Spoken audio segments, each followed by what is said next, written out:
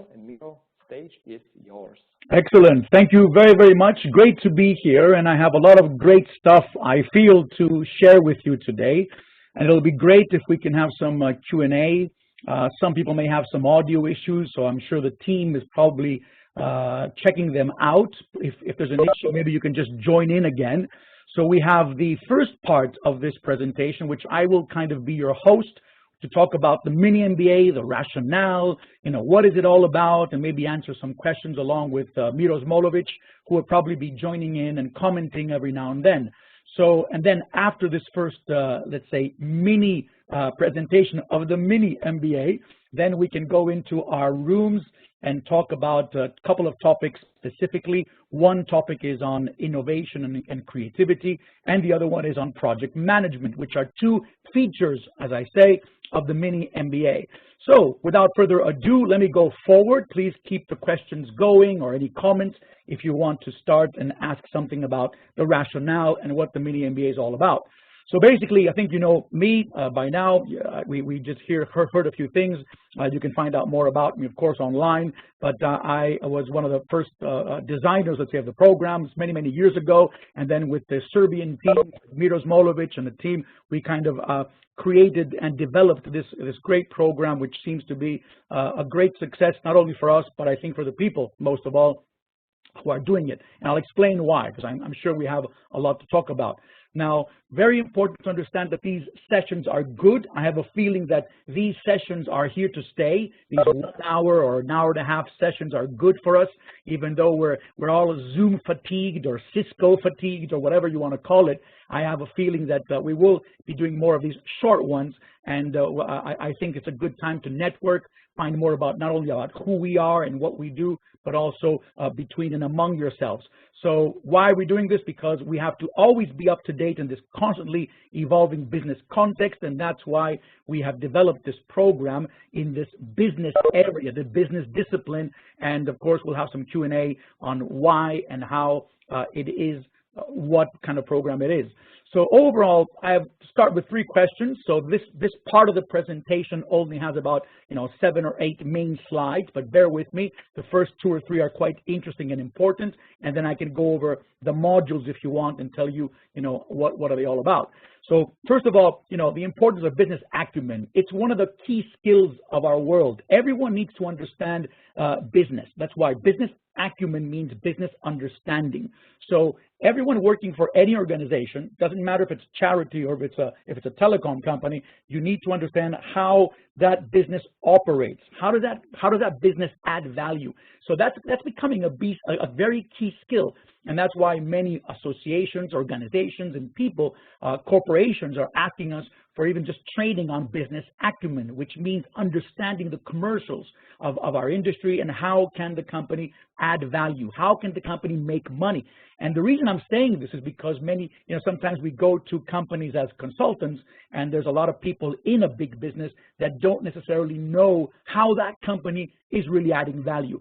I'm not saying that everyone should know the same, of course. It all depends on the levels and the hierarchy of the people, but business acumen is becoming a key important skill, probably because of the fast-moving situation we're going through. So everything changes. So if you don't know how something will affect the way you're actually adding value, then that's not going to help you. So it's very important, to summarize this first bullet, to understand what business acumen is. Now, it's a corporate MBA, as I call it, and you'll see the uniqueness of it in a moment in the next slide. But first, let me ask the third one. Let me answer the third bullet. Who does an MBA? And I get this question a lot. I also have taught and still teach as a guest lecturer in MBAs, especially during the past 25 years, basically, for the American College of Greece, for Henley Management College, for Strathclyde, for the Scottish University, for Nottingham Business School as a DBA supervisor. So I do have the experience in not only delivering, but also assessing papers and understanding the whole MBA situation. So who does an MBA? Forget about the mini MBA for a moment. Who does any MBA course? Number one, you have people who want to get promoted, want to understand the business better, want to understand all the, that dynamics of the business, understand the business jargon, understand, how to get better within the business context, to get promoted, to understand the business from a higher, let's say, level. That's the one segment, okay? The second segment are, people that want to set up their own business. Many of you may be entrepreneurs, and this is a great course for you. So you can start up a business because we have a startup mentality. We believe in the startup mentality. We feel that everyone working in a business should have a startup mentality, and I can explain more if we have any questions on that, because it's important to really take some risks and be disruptive and see how we can start things. So that's a second type of person. Number one, people who want to get promoted within a business, a big organization, and then the second segment would be people that want to start up something on their own, and they're missing a few skills and they want to understand business better. The third skill are the people that want to upskill. We're living in an era where things are changing drastically. You can't stay with the same information. It's impossible. So you need to constantly update your knowledge. And that's why many associations have what they say, continuing professional development. It's important to get that continuing development going to always be employable. Another great word that we're getting into in the past 5 or 6 years, having that employability, being job ready, being ready to take on any task that comes up. So in that sense, that's another segment that we're getting. We have had CEOs on the course, we had managers, we had assistant managers, and it doesn't matter where you come from. The good thing from an MBA perspective is that you don't have to have a business background. You can be from anywhere. You can study literature, sociology, and do this. So those are the three main segments that actually do an MBA in a nutshell, and to the greater extent. Now, what we have to offer is actually, we kind of try to answer the big problems that MBAs have. So what are these problems? So here we go, and let's get stimulated here. Number one, time. Some MBAs take 1 to 2 years, depending on the location. The American ones being a couple of years. In the UK, it could be 1+ year, depending on the thesis, if there is a thesis.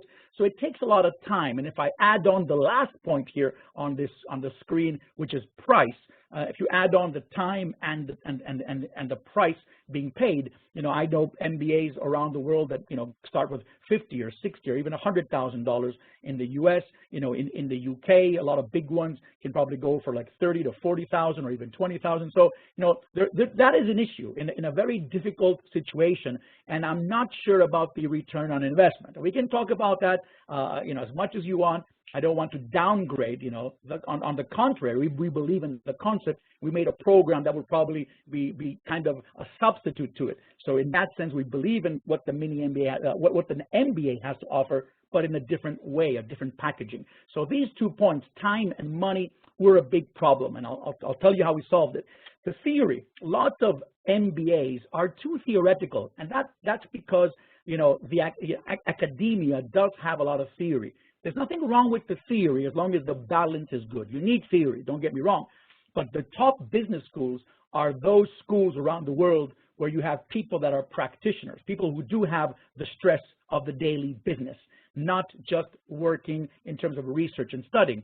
So, having traveled to about 50 countries in my lifetime and still trying to go to 100, which is my target, and traveling and teaching in Saudi Arabia or even, the US, UK, in Slovakia and in Czech Republic, everywhere, I have seen that in most cases, and I'm just generalizing this because I know there's exceptions to the rule, but there's a lot of people who teach and in academia who haven't done what they're teaching, whether it be entrepreneurship or maybe it's marketing, but they haven't really done any really marketing plans for an organization, to be assessed and to be appraised and to make it work. So we have these issues. So we wanted to combat that problem. So that was problem number 3. Number 1 was time, price is number 2, theory number 3. Sequence, we had to find a way in terms of putting things in order, because you can't go to any program and you start to say with finance, what are you selling? What's the company all about? Do we have a company? So sometimes it's important to have a correct sequence. So Dino will speak now, Mira will speak second, and Radu will speak 3. So you must have a logical sequence of things, and many of the programs that we benchmarked during that time didn't have that. And we tried, and we still try, I think we're getting it right after all these years, not to have overlaps. Students and candidates need to know that, well, we need to know from our part what you've seen and what you know from other sessions, and we need to make a correct sequence and to avoid overlaps, to make sure that the time and the money that you spent is optimized with good knowledge and good synthesis, not knowledge, the synthesis of information. Practitioners, that's why we solved the issue of practitioners. We said, okay, we need people who are entrepreneurs, are business people, are real consultants in the market, have done this. So we have people that work for Google in the US, we have people who are CFOs, of people that are really doing what they are talking about. And they have a lot of great examples, and we have a great network, by the way, which is very important. And the last point here is something that we're very proud of, is actually we made a map of this.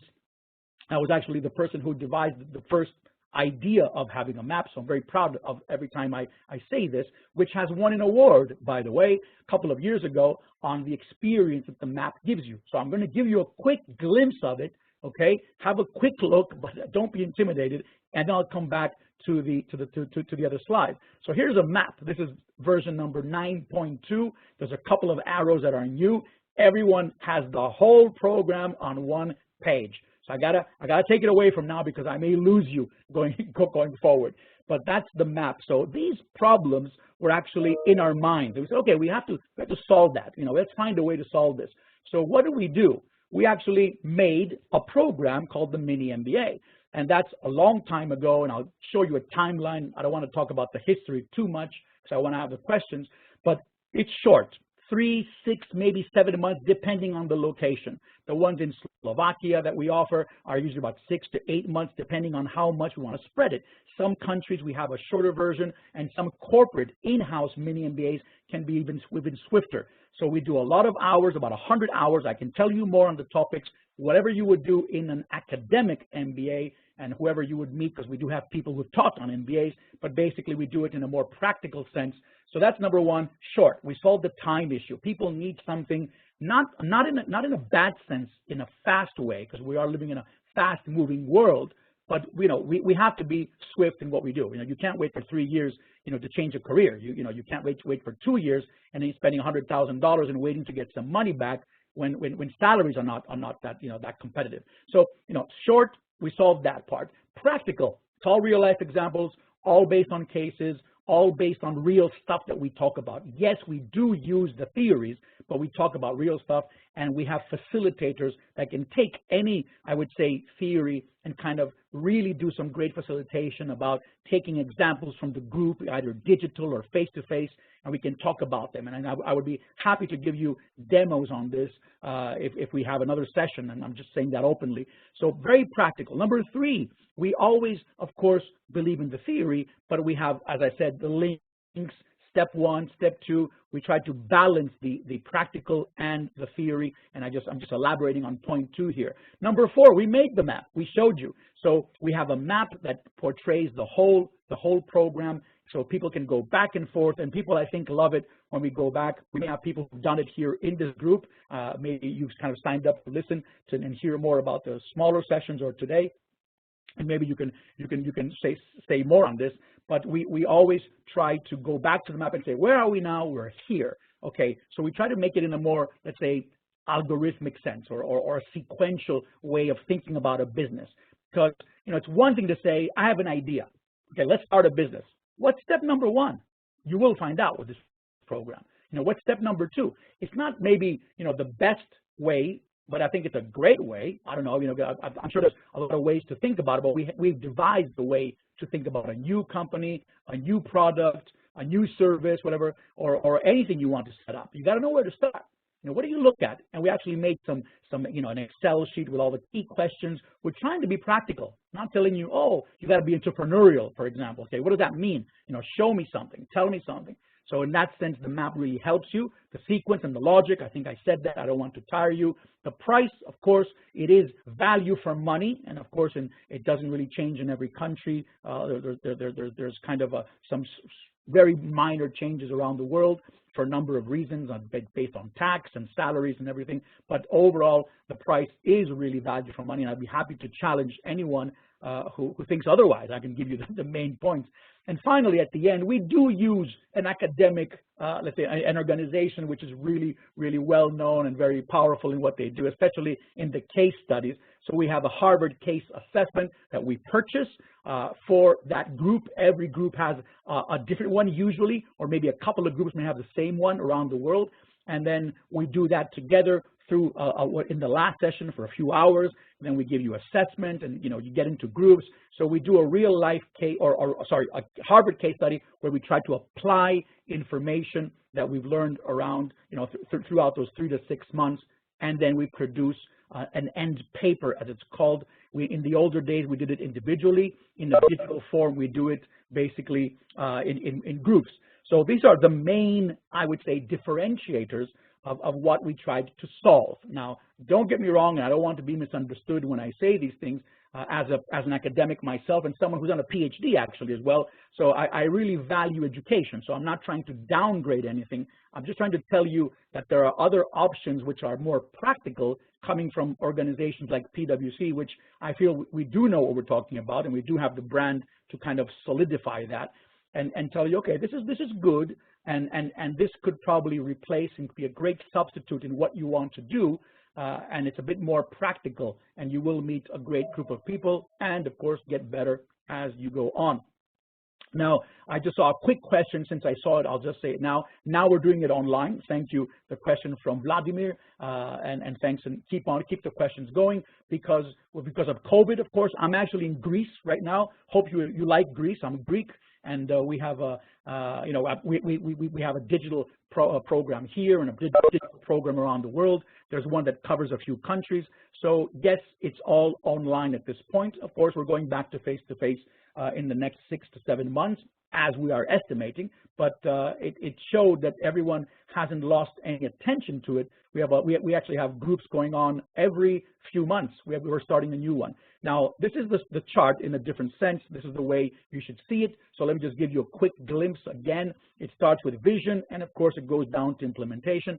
Every box, every word means something, and I usually, use, if I'm a digital trainer in that sense, I can use my little graph point, and I can, show arrows and go back to this, but we always see this, and it's a really great map. People have it, of course, plastic coated in their offices. They get in touch with me after years. They, we still have the mini MBA map, and I love that. That's the best testimonial you can probably get by doing training with people. So let me just go a bit further. I only have a few more things to share with you, and I would prefer to talk a little bit more on your questions. The timeline, I think it was mentioned at the beginning in the introduction, 2004, the start of it, then starting Greece, and then Serbia, and then Abu Dhabi, then Dubai, Romania, Qatar, Bulgaria, very successful in Bulgaria, and then we went into Croatia, Montenegro, a couple of groups in Montenegro, then we kind of went to Poland, and then Slovakia and Czech Republic. As you know, I think this is going to be the third or the fourth one, if I'm not mistaken, and we're actually launching in a few months. And now it's been offered digital, and that's in 2020 with participants from a number of countries. Great for networking, by the way. We couldn't do that in the older days, and now we got people from Azerbaijan, and someone who's coming in from Romania, and someone who's coming in, let's say, from Bulgaria, and someone from Moscow, and we get a very good group, and you guys exchange the emails, and we have a WhatsApp group for this, usually about 15, 17 people. It's not big, so we all, we know all the groups by their first names, basically. And in 2019, I just skipped that part. That's when we won the award. It's from the PwC's Education Awards with a great committee in charge of that from the European Union, people who have been European Parliament members. So we're very proud of that. So I just wanted to mention that as well. So my last slide before I go into the questions, or maybe ask Miro if he has any comments. I would be happy to hear him out, of course, because he's also part of the leadership team, and I want to give him the time. The methodology is actually a mix. We don't do a lecture. Okay. Right now I'm talking too much, as you understand. But we do have a lot of energy, a lot of interactive lectures, interactive meeting, questions and answers and discussion, and even a joke here and there. Everything plays a role. Lots of videos, short videos that our job is to find the most appropriate things so you can remember it and visualize a few points by going through the course. Case discussion, we talk about real examples, what's going on with Elon Musk now. Tesla is a very big topic in my classes in the past year because Tesla has become the most valuable auto company in the world. So wow, we would never expect that. And Elon Musk is doing some kind of weird things in strategy, which it doesn't go by the book. So let's talk about that. And there's no answer. Everyone contributes and we try to figure out, the way they strategize. So that's what happens, flow chart analysis. And so it's really interactive, really fun to be with, and there's always the time to people to get back and comment on things. The material is provided, of course, for every module. So you do the module, you either get it in the beginning and sometimes in the end, depending on the way we want to teach. I do that for a reason, by the way. But anyway, so you'll get the material every session, and we try to be as current as possible. Our job is to be up to date. We do our continuing development. So there's a lot of topics on, the big data, cybersecurity, dynamic pricing, agile project management, the freemium models. I just mentioned a few things that we're talking a lot about: compliance, regulation, governance issues, and we're linking them into a very good storyline. So it's not just something ad hoc. There is a sequence, a good way to understand, and we also have a session at the end which kind of combines everything together. People love the last session because it puts everything in order. So we go back to that map and we talk about it. So that's, I think, in a nutshell. Before I go into any, the topical areas, I would want to hear maybe Miro, who is also part of the team that's presenting, and then we can go for a few questions. Thank you, Dino. So Dino had a chance to introduce himself very quickly. Hi, greetings from Belgrade, actually. So you have one guy coming from Athens, the other one coming from Belgrade. It seems that we are going southern and southern in this particular moment. I don't know how is the weather in Greece, Dino, but it's sort of raining in here, so I'm sort of envying you right now. So, as you understood, Dino is, well, I can call him a father of the program, and then in that case, I'm very hesitant to say that I'm a mother of the program, so I'm going to be an uncle in this case in order to avoid any kind of the misinterpretation. One thing that I would also like to share with you is actually the faculty, the people who are working on this program. Today, you are going to have a chance to hear actually very small pieces of our mini MBA program in the sessions that are going to be delivered by me and Dino. But as Dino already said, we do have great people and we do have great business practitioners. So besides me and him, for example, one of our experts, one of our lecturers in faculty is a gentleman who is ex-Google director in London of Google Zoo, the 100 top clients think tank of Google. Then we have a British gentleman who is a fellow to the Chartered Institute of Personnel and Development, extremely experienced people manager, let's put it that way. Finance module is, of course, being taught by PwC experts, and as you can imagine, this is where we are actually also very good in the finance area. So it's quite interesting, but the whole idea of the mini MBA is helping our students, our clients, to rethink the business they are already in. So basically what I'm trying to say is that the idea of mini MBA was creating, well, Dino helped me here 11 years ago, right? Yes. On Ipe Pavlova in Prague. We were sitting in Ipe Pavlova having a glass of beer in Prague when this idea was born.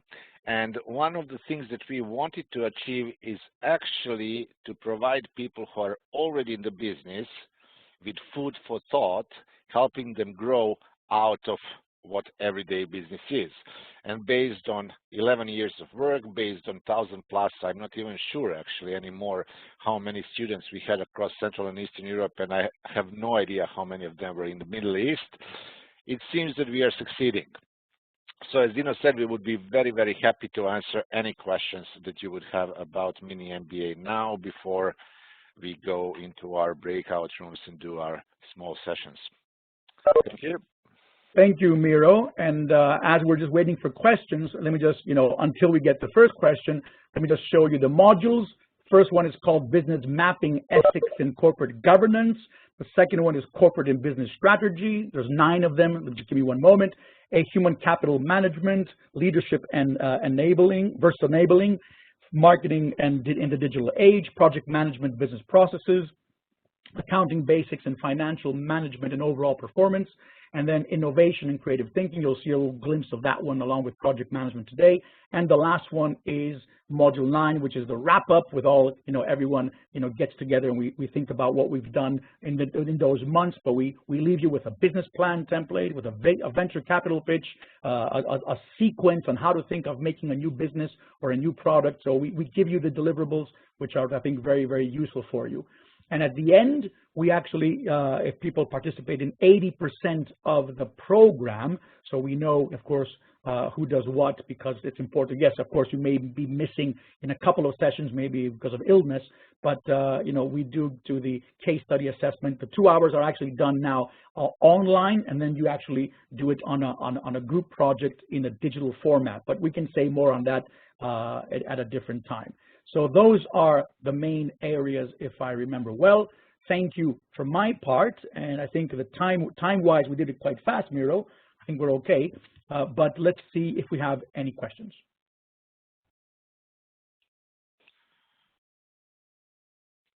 Let me encourage you to ask, as this is the great situation in which you can actually receive very, very direct answers. So let's wait for a couple of minutes to see if we are going to have any questions.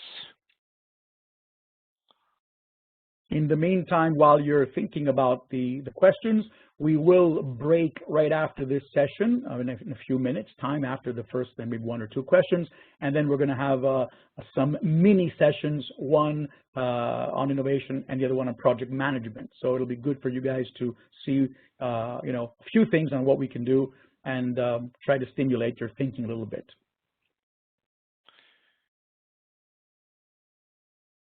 I guess not. Yeah, and one important thing regarding the chat function in WebEx is that if you are writing to all attendees, we actually cannot see the questions. So if you want to send a question to us, use either host, presenter, and panelist, or all participants, not all attendees. So all participants, so we can see the questions. Meanwhile, I'm going to ask Matej and our colleagues from Bratislava office to give you the details about the links and how the breakout rooms and those demo sessions will be organized. Matej?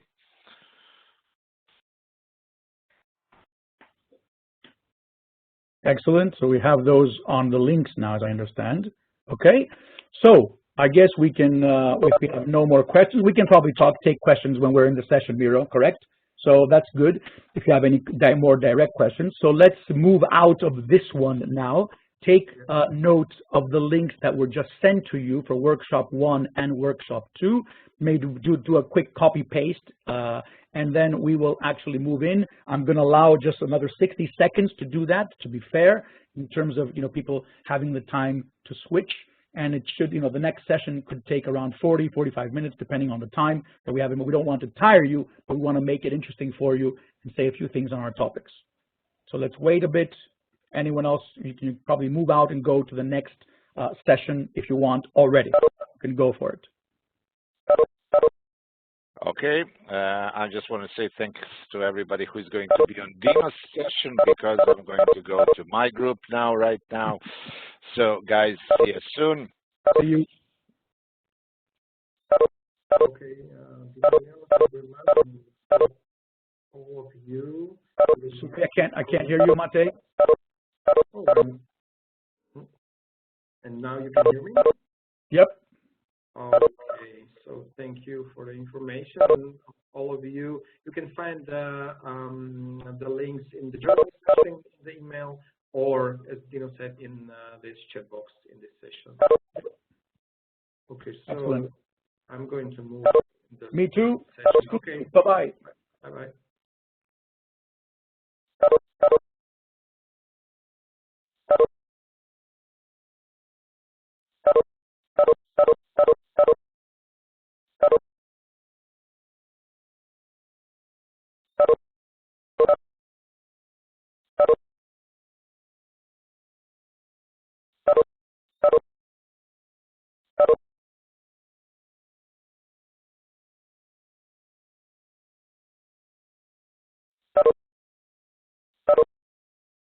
Yes, everything looks fine. I can see you and hear you.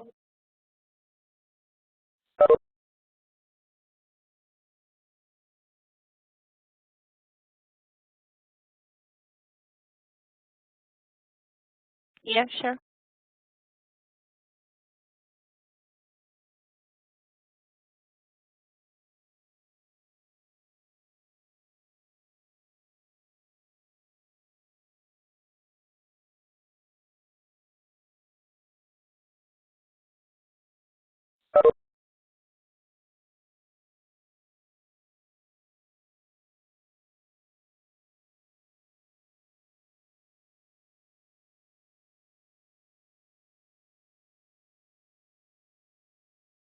Okay, I will check it.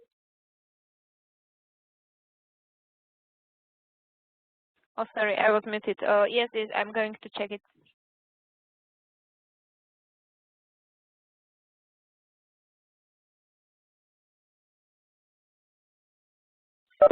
Please wait till everybody join this session.